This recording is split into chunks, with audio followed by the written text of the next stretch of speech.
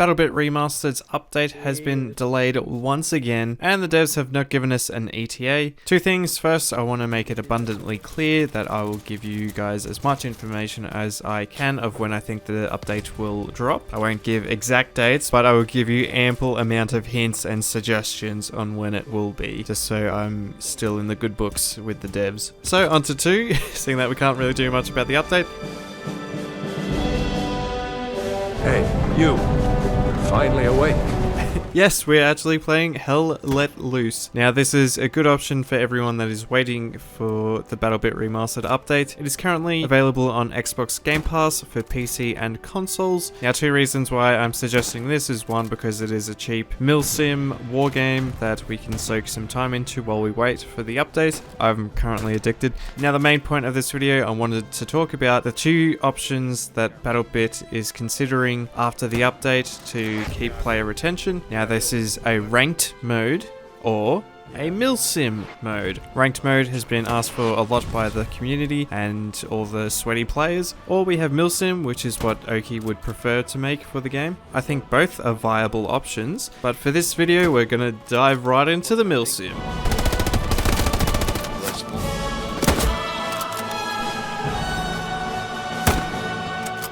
Now yes, Hell Let Loose. This is not sponsored. I just wanted to boot this game up for the first time and I've been enjoying it since. So it's got my 2 thumbs up. First up, I'll just give a quick overview of what a Milsim game is. Then a quick comparison between something like this and BattleBit or Battlefield. And then onto what BattleBit can actually implement or what would need to be done to get a mode or a game like this inside BattleBit itself. Hell Let Loose is actually based on World War II, so this has a massive appeal to me as I'm a sucker for the time period. I know it's very grim, but my dad always showed me war movies and such as a kid, so I've always been in love with the weaponry and the setting of World War II. So that's a big tick for me, but then onto the military simulator side, these games are a lot slower paced compared to games like BattleBit Remastered and Battlefield, and especially opposite of what Call of Duty is. These games do not have fast movement, slow time to kill, quick respawning. That's not here. The game is based around communication and teamwork and very slow movement. Now, all that stuff sounds bad for most people and easily understandable. I hate running out in the middle of nowhere for a copious amount of time, but it pays off. So games like these, I'll just explain how respawning in this works. Once you die, you have to wait 10 seconds before you can even see your respawn screen. Fuck.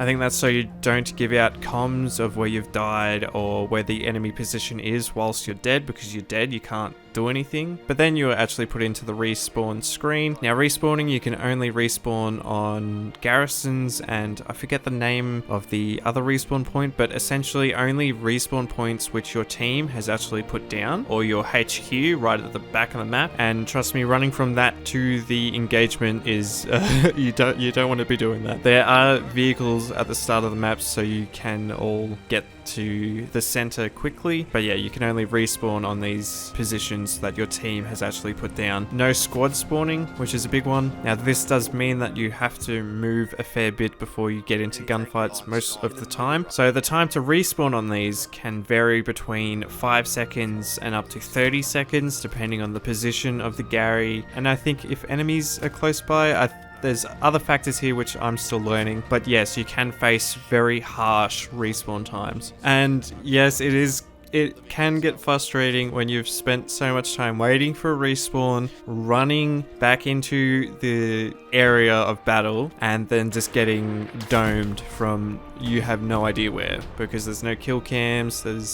you just get shot and you're like, oh, well, fucking shit, man, I need to wait 30 seconds and get back here. Wait, I know that's the worst bit. That's the worst bit of the game. That's the lows. Another thing with Milsims is that there's a certain amount of classes that can be used in the squads and the team, which is pretty cool. So this is something which the Milsim community in BattleBit have really been asking for, is that there should be a cap on how many snipers there are in a squad or in a team, so then you're not getting a whole team of snipers sitting at the back of the map and doing nothing, which is pretty interesting. And then everyone gets a certain role that they have to play into the match, which is, I find, really cool, like being being an anti-tank person, which I picked up and played once, but I'm in love with the machine gunner class, which is made for covering, suppressing fire.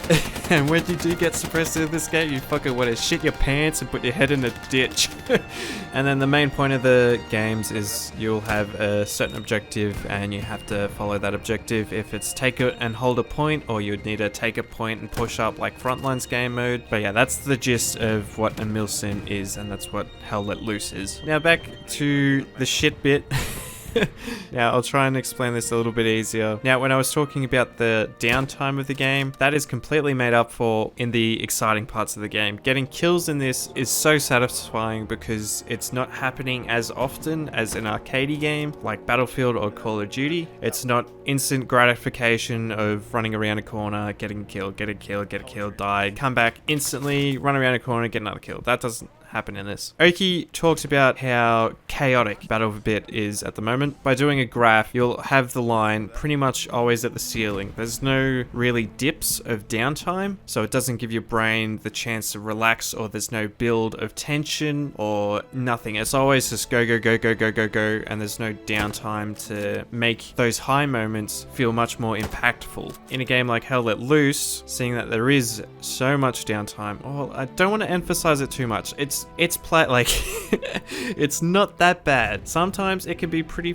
bad, but most of the time I've had a decent experience with respawning and getting back into the action. So that will be your lows of the game. Nothing's happening. This is a time to breathe, have a drink of water, try and realize and assess what went wrong, what should I do next time. Just coping down here at the moment, and then suddenly you'll get closer to the fight. You can hear gunshots popping off, you can hear your squad mates talk and giving call outs and such, getting a bit excited. You're going, oh shit, okay, we're coming back into it. So that tension bar rises a bit, and then next thing you know, you're taking shots you don't know where from, you're getting suppressed, you need to take cover, and then you're in that moment of like, oh shit, you're getting angst up at this time, and then next thing you get a kill. Woo, we're riding on top of the fucking roller coaster right now. And then maybe a few seconds later you get another kill, and then that's it. Then the gunfire slows down a bit, dies off, the area is clear, so then you calm back down from the roller coaster, you flatten out a little bit, and then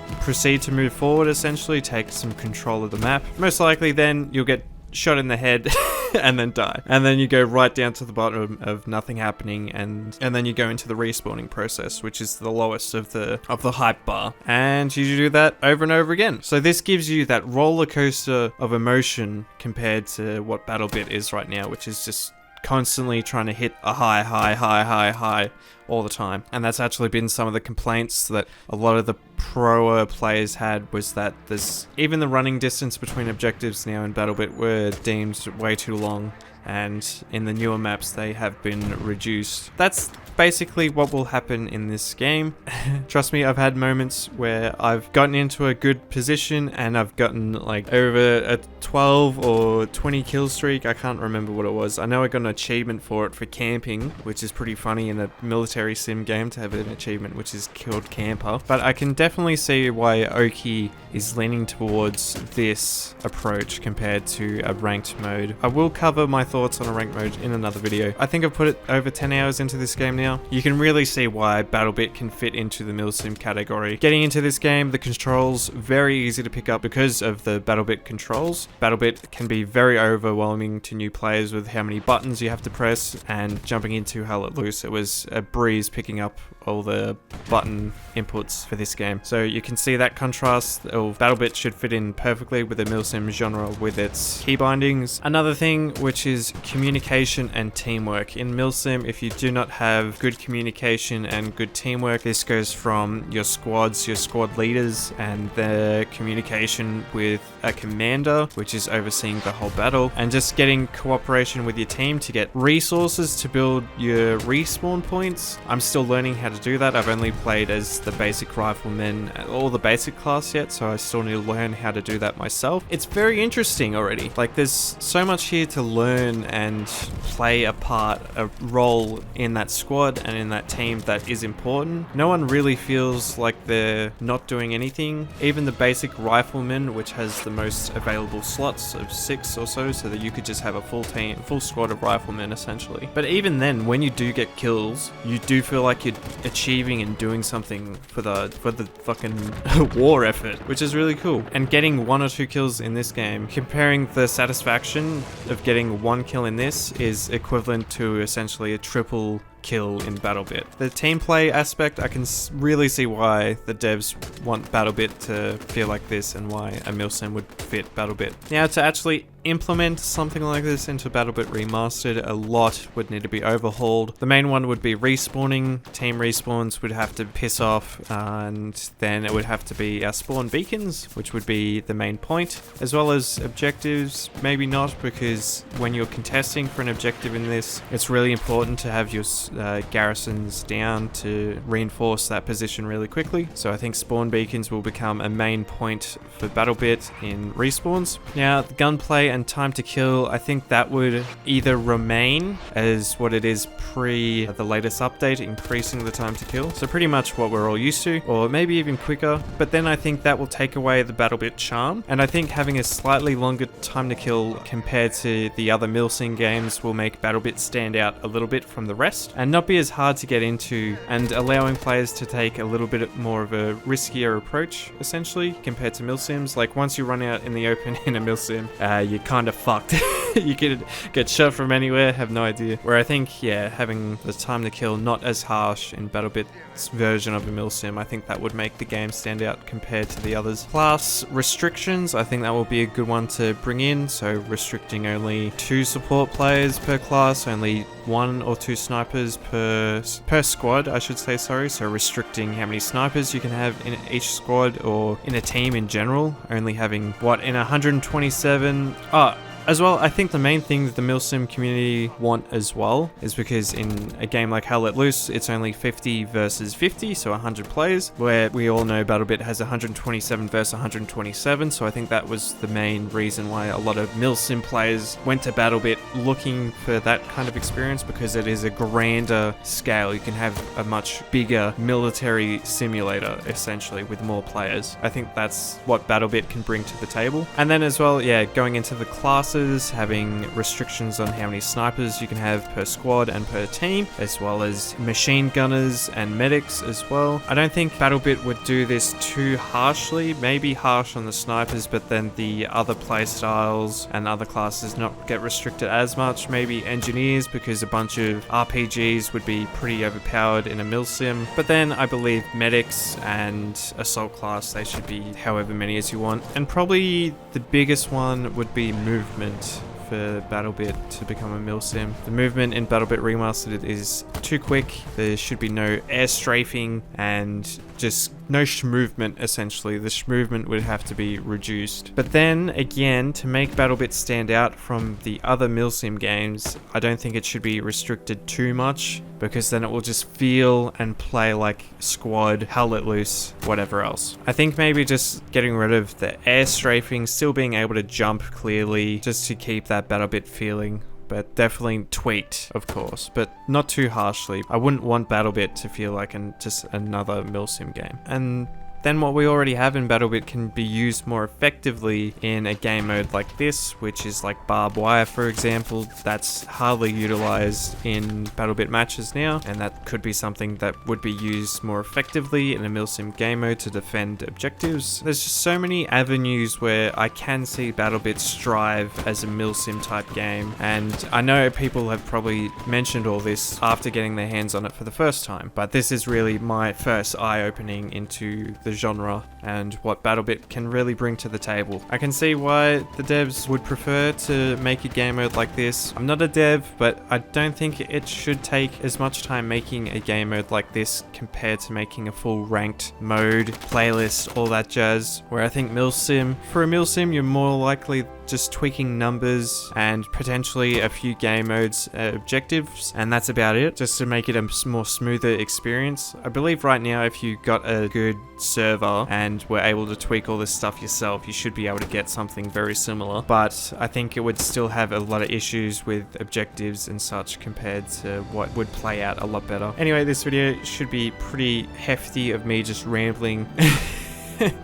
But yeah, they're my thoughts on the Milsim. I think it would be a cool approach to see in BattleBit Remastered. I hopefully will make another video talking about the ranked potential of BattleBit Remastered as well, and the positives that that could bring into the game. As we can see, the positives of a Milsim, it will bring in a massive amount of community and Milsim players into the game, and just something else to throw into the $15 package of what BattleBit Remastered already is. If you like this video, guys, make sure to hit us with a like, and I'm getting lost for words now. Make sure you hit that subscribe button to stay up to date with BattleBit Remastered and whatever other content I feel like putting out. I'll try and keep you guys up to date with BattleBit as best as I can, but thank you guys so much for watching, and we'll catch you in the next one. Yeah, agree, but... Clapped.